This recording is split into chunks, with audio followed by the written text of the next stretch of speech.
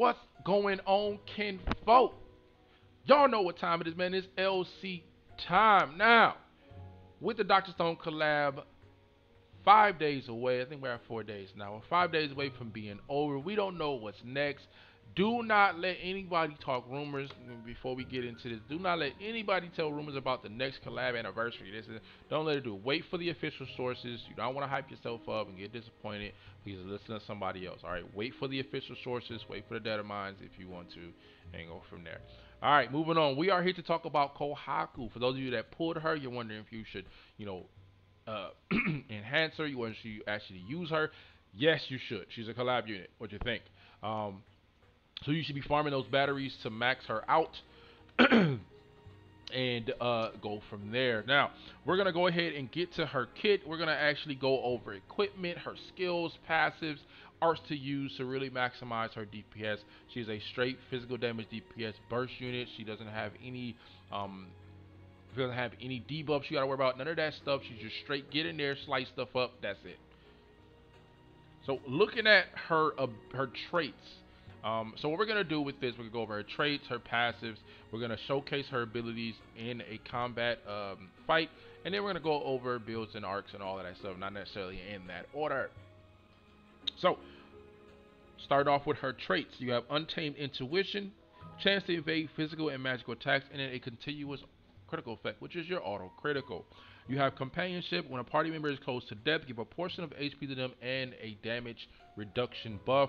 I do not know the actual percentage. So if you know the percentage of that damage buff, please let me know in the comment section below. Um, that would be fantastic. If it's like 30%, 20, 30%, mwah, beautiful. So moving on to her board. This is what she gets from her board. Everything in zero is from her board, so it's free. You have your HP up, attack up. Fighting Spirit is what she got from her buff with the rerun. Proud Force Father Shield is um, guard and still guard. So you can actually slap on Vigilance with her to help her with that guard. Illusion, Light Movement Speed is a auto speed and auto crit, auto haste. Auto haste is 14 SC, by the way. You have Flying Shadow. You're gonna have Energetic Girl, which increases her break on a target when they're 50% or higher HP, and then she deals 20% extra damage while they're broken. Earth and Thunder attack race. One, Bless Speed, Piercing, Double Impact, Dual Wield, Sword Boost, and Sword High Boost, 40% increased damage when she has a sword. Her skill charge, and her skill one is her bread and butter to me. Determination, she survives a shot that would kill her and heals a little of it. And then you have your Sharp Eyes, Kinro's Pursuit, which her attacks, physical attacks, all physical attacks, not just her auto attacks, like regular impact, has a chance to deal the extra damage. And then this was added with the rerun buff, and that was 3k damage cap. So she will be doing those sweet, juicy 12/9s. If you want to put Crimson, that is 14/4. And if you want to pair her with Balin, that is 16/4. Chance to recover some SCT during physical attacks, so auto attacks, and using her abilities, she can recover some SCT. Okay, and you'll be able to see that in action when we showcase her combat. And then similar support on physical attacking, chance to greatly reduce enemy defense, and then you're gonna do damage. And then she has a 10% damage buff to her all her skills and physical attacks. Looking at equipment that you can put on her, this is a setup I'm running with her. You're gonna look at Blade Sestina, which is from Ice Guardian arc, the arc reward. You have Fire Claw from the Phoenix Blow arc reward, and then you have Mithril Relief from the Swordsman Balin's arc reward. That's his arc, that reward from that. And then you have Golden Rose, just from the Valentine event. You was able to farm that. It gives 6% damage. Now, if you add all this up, Cecina is for to help with CT recovery as she's killing units. And then you're going to have your Fire Claw, which is 50% skill damage. And then Mithril gives another 10% skill damage. And then Golden Rose gives a 6% skill damage for a total of 31 skill damage increased on her with this setup. Now, she can equip spears. She can equip additionally spears. So if you have a spear, and you want to put it on her, there's a couple spears from ARKS that I don't have yet, that would go fantastic on her, and I will show you those when we get to her ARKS in a second. So right now you have CT when killing enemies. You have a 31% skill damage increase, movement speed while she has and movement speed because she has a sword on. So that's the equipment that I'm going as for if you don't have that specific equipment, just use whatever your best equipment is. Anything that increases movement speed, skill damage, gives her strength for traits and things like that. So that's for the equipment. For swords, say any of your best swords on her, you want to go ahead and put that on. Let's go over here to ARKS. Now, she doesn't benefit from any of these UR ARKS. All right. The Usurper ARK, greatly lower defense and deal damage. Chance for skill attacks to nullify guard. Strength rises as HP drops. You don't want that doesn't really benefit her.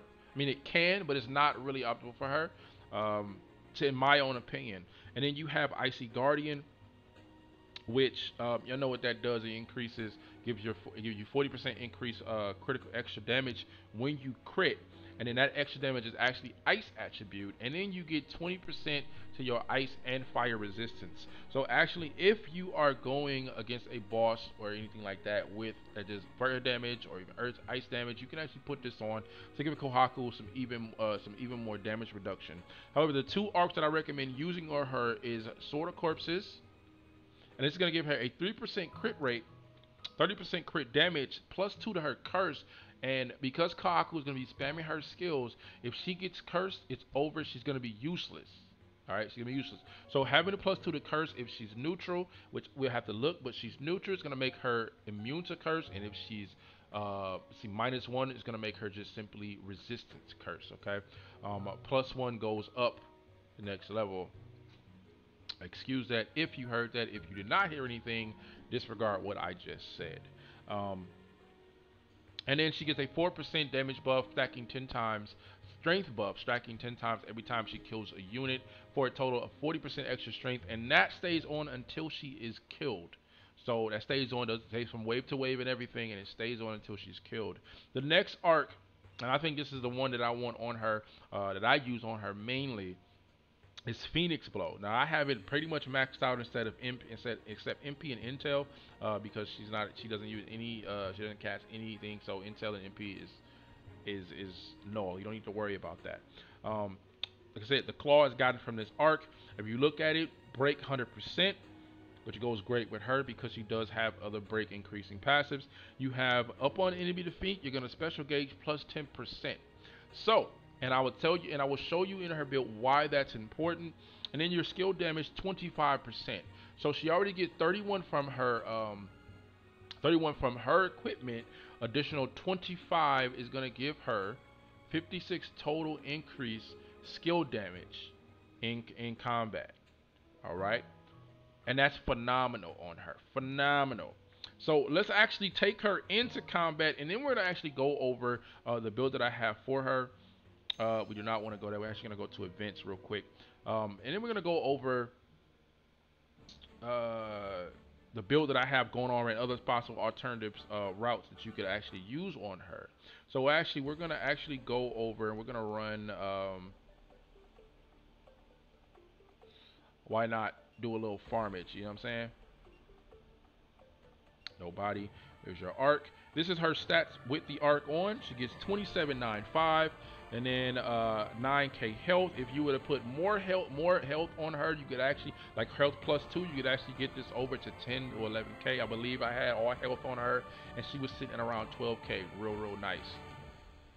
Combine her with Amelia, that's an additional 1k when she heals as well. So real quick, let's go ahead and change two Sword of Courses. And this is, she gets 11 strength, so you're gonna slap that. And this is her health. She gets 9,000 even, and then she's gonna be at 2806. But that's fine with the loss in strength because she makes that up with the skill damage increase. And it's only 5. It's not only 5. It's only like 11. It's not even that. Only 11. It's not that bad. But she does get 66 more HP, which is nah. But those are her stats: 2795, strength out of combat with all her gear and everything on with the arc. All right. So let's go ahead and take. Do I have this on auto? All right. So, as you can see here, if we go and hit this, there's her auto haste, there's her auto speed, there's her auto crit, and there's her auto brave, which you have on, which you're gonna actually put on her. That's all she needs, the auto brave, and auto brave only costs 7 SC. So that's a ton of SC she saved from her passive and traits. Her total strength is 3913. Okay. Now she's not going to be able to hit BB Shin levels because she don't have that passive to convert her defense and mind to her strength. That's why she won't be having that. BB Shin also has a stacking passive, which is the same passive you get from Sword of Courses. That's why you're going to see him with those 18k strengths and everything like that when in combat. But Kohaku doesn't need all that strength. So this is perfectly fine. So 13.3, you can expect that to go higher from the 40% increased strength from killing more units if you have Sword of Corpses on. But we have Phoenix Blow, which is going to give her, let me pair her a roll, and that's an additional 20% strength, hitting her, putting her at 4K. So you have S1 here. It's a straight up gap closer on target. She then do all damage to all targets in her path and around her target as well. Her skill 2 here, it also needs a target, and it deals damage to the target and any target around it. And then you cast it again. There it is. So as you can see, her max is 12.9 from her 3k added cap bonus. Like I said, if you wanted to put Crimson Sword on it, it would actually go to 14.4. For her 3,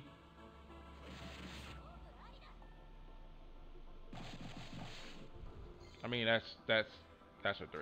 Like that's it. Just straight burst. Just straight burst. Just straight up. Just take it. Here you go. So putting it all together. Actually, I don't. Well, I mean, you can't really show, but and this is where actually you could actually um put on the spear that gives you the increase, I believe, crit damage or is damage while attacking a target in the air. And because she slightly goes up at an angle, as you saw during that slow motion, she can actually be considered in the air to get that extra benefit from that spear. If you're going to be using dual wielding spear, I don't really recommend dual wielding 2 swords, dual wield sword and spear or sword and claw to really get benefit. And you would actually put on the spear boost, spear high boost on her if you want it, to really get even more physical damage, and then also get a 20% damage reduction as well. So going over to her build, all right. So standard physical DPS things apply. So we're gonna skip over that. As y'all know, your attack ups. Let me change this to default. So standard physical DPS, you have your attack ups, you have your crit ups, proud force, all that, illusion, everything in 0 is from her board. You're gonna put slayers on as you need them. Like I said, here's auto brave. That's the only really one from buffs that you need. Auto aura, you don't need auto aura, obviously. Awaken, you can play with awaken. It gives her a lot more survivability. Pride force, Ardor, of course. You're gonna have your earth bounty, which is why you can actually take off Earth attack raids, because that's basically an Earth attack raid. Now, if you want her to do more damage, you can actually put that on. Now, here's your poisons. Goddess Kiss. Now, Goddess Kiss you can play with. I got that with her Sharp Eyes because she does get Sharp Eyes from her board. So I have that, especially in a longer fight. You definitely want a way to get your mana back. And in Tower, you want to be able to keep that mana back to keep that 50% damage increase.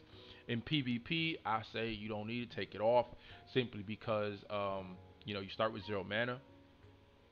So I would push that into more defensives, especially HP. It's your dual wield, sword boost, all this stuff. Skill, stock skill, and skill charge is what I use on her. So instead of 3 as her max skill charge on her 4 is 4. And the more she can spam that, the better. It allows her to dash around. So you're going to have your decoy, your determination, Decoy, y'all know what decoy does, gives you a revive. Power counter, this is why I say Phoenix Blow is the arc for her, because the more she kills, she'll get the faster she fills that special gauge up, which once it's full, it gives her an additional 30%, and this will tack her to above 4,500 strength for the match. And then, of course, if you're kind of make her a breaker, you could actually put on her break boost along with there's a there's another passive that increase damage while in break, and then also you can take away that 6% skill damage, and you can put on New Orleans flag if you want it, and I will show you that. You actually take that off and put on the flag here that you get from the New Orleans SR arc that will give you an additional 25% damage while in break. So that will go along with, as you can see here, 25% damage in feint or are in break. So that will go along with chance drive is what it's called, for another 20% and another 20% on her passive to really give her that boost in damage in her break if you really wanted to go that route. So, ladies and gentlemen, that is Kohaku. I hope you enjoyed it. I hope you learned a little something. Let me know how you feel about her. Let me know if you even got her. How far along is she? And what you plan to use it, and what you think about the unit overall. I may do a tier list just for the whole fucking fuck of it, based off my own, own opinion and everything like that. So let me know how y'all feel about it. Let me know how y'all feel about this unit. I personally love her. She will be on my tower team, especially for floor 75, since that damn wall is weak to earth. And there we go. For spells, real quick on the build for her spells, you could probably run, if you're going to be running the researchers, I definitely would do Animeth. Now, obviously, if you're paired with the Logia, you can then have him cast the Animeth, because Animeth, I believe, costs also 11 SC or 12 SC, costs a lot, costs over 10 SC. So you can pair her with Logia to help with that, if you want to put researchers on her. So, is that like I said, I'm gonna get up out of here. I hope y'all enjoyed it, man. Leave a like, comment, subscribe, hit that thing. Y'all know how YouTube work. All right. So I'm out of here, man. Peace.